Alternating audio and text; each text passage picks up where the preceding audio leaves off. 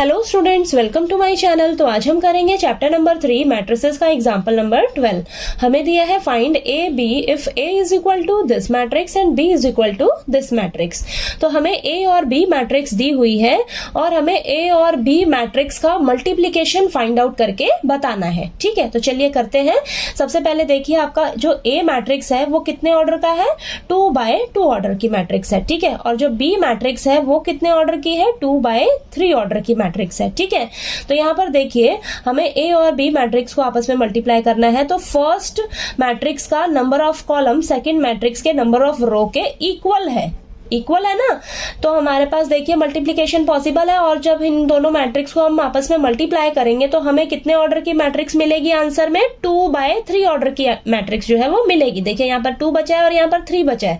ठीक है, तो यहीं से आपको पता लग जाएगा कि हमें जो आंसर में जो मैट्रिक्स मिलेगी वो कितने ऑर्डर की मिलेगी। ठीक है, तो आपको देखिए 2x3 ऑर्डर की मैट्रिक्स मिलेगी जब आप ए और बी मैट्रिक्स को आपस में मल्टीप्लाई करोगे। ठीक है, तो इसके एलिमेंट्स कैसे होंगे? देखिए 2 रोज होंगी और 3 कॉलम्स होंगे। ठीक है, तो यहाँ पर A11, A12, A13 और ये A21, A22, A23। तो जब आप A और B मैट्रिक्स को आपस में मल्टीप्लाई करोगे तो आपको यही सब एलिमेंट्स फाइंड आउट करने हैं एक तरह से। ठीक है, तो चलिए करते हैं। और आपको A B मैट्रिक्स को मल्टीप्लाई करना है ना, तो आपने A मैट्रिक्स को ही पहले रखना है और फिर B मैट्रिक्स को बाद में रखना है। इन चीजों का भी आपने ध्यान रखना है। ठीक है, अगर आपको B A मैट्रिक्स बोला होता मल्टीप्लाई करने के लिए तो आपने सबसे पहले B मैट्रिक्स को रखना है फिर A मैट्रिक्स को रखना है। ठीक है, इस तरीके से करना है। तो आपने क्वेश्चन को देखना है ध्यान से कि हमें किन मैट्रिक्स को आपस में मल्टीप्लाई करने के लिए बोला गया है। ठीक है, तो यहाँ पर A मैट्रिक्स को B मैट्रिक्स से मल्टीप्लाई करना है। ठीक है, तो हमें A B फाइंड आउट करना है। तो A मैट्रिक्स को हम पहले रखेंगे। देखिए 6 9 2 3। ठीक है, इसे मल्टीप्लाई करेंगे हम 2 6 0 7 9 8।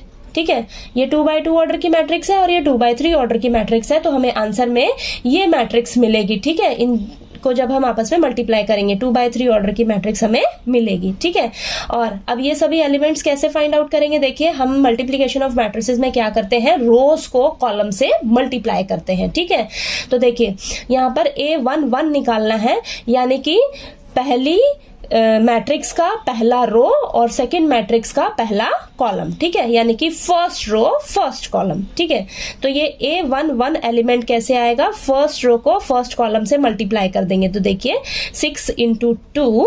ठीक है, तो 6 × 2 प्लस 9 × 7। ठीक है, अब A12 एलिमेंट कैसे आएगा? यानी कि पहली मैट्रिक्स का पहला रो और दूसरी मैट्रिक्स का दूसरा कॉलम। ठीक है, तो यहां पर देखिए आएगा 6 × 6 प्लस 9 × 9। ठीक है, अब A13 एलिमेंट कैसे आएगा? इस मैट्रिक्स पहली मैट्रिक्स का पहला रो और दूसरी मैट्रिक्स का थर्ड कॉलम। ठीक है, तो यहां पर देखिए आएगा आपके पास 6 × 0 प्लस 9 × 8। ठीक है, अब A21 एलिमेंट कैसे आएगा?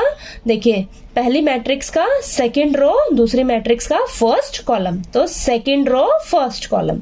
तो ये 2 × 2 प्लस 3 × 7। ठीक है, A22 एलिमेंट कैसे आएगा? सेकंड रो सेकंड कॉलम, तो 2 × 6 प्लस 3 × 9।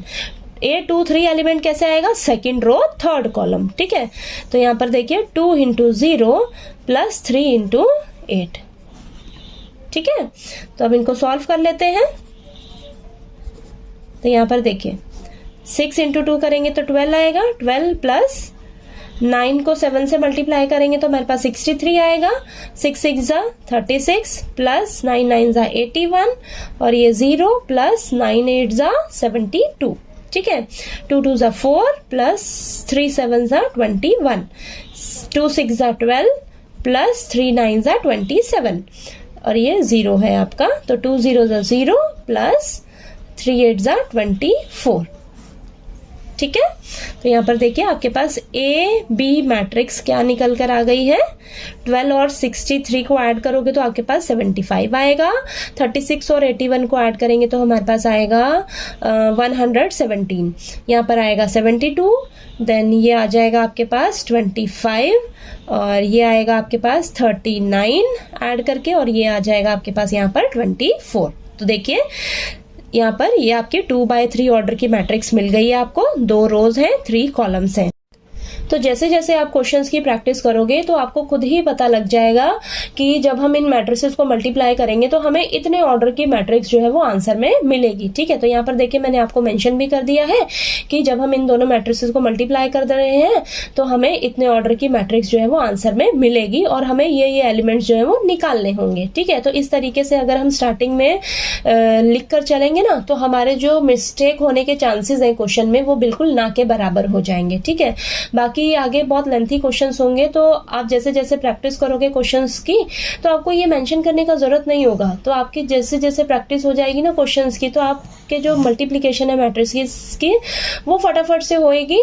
ठीक है, और आपको खुद ही आइडिया लगता जाएगा कि हाँ मुझे आंसर में इतने ऑर्डर की मैट्रिक्स मिलेगी और हमें ये एलिमेंट्स जो है वो निकालने होंगे। ठीक है, बस आपने ध्यान रखना है कि मल्टीप्लिकेशन ऑफ मैट्रिक्सेस में हम क्या करते हैं, रोज की कॉलम वाइज मल्टीप्लिकेशन करते हैं। ठीक है, तो आपको ये एग्जाम्पल नंबर 12 जो है वो अच्छे से समझ आ गया होगा। कहीं कोई डाउट आया आपको तो प्लीज आप मेरे से पूछिएगा। और मल्टीप्लिकेशन ऑफ मैट्रिसेस जो टॉपिक है वो बहुत ही इजी है, बस आपने क्वेश्चंस की ज़्यादा से ज़्यादा प्रैक्टिस करनी है तो आपके जो मिस्टेक होने के चांसेस होते हैं इसमें वो बहुत ही कम हो जाएंगे। ठीक है, और अगर आपको मेरा वीडियो अच्छा लगे तो प्लीज़ लाइक कीजिएगा, शेयर कीजिएगा और ज़्यादा से ज़्यादा सब्सक्राइब कीजिएगा मेरे चैनल को। Thank you so much.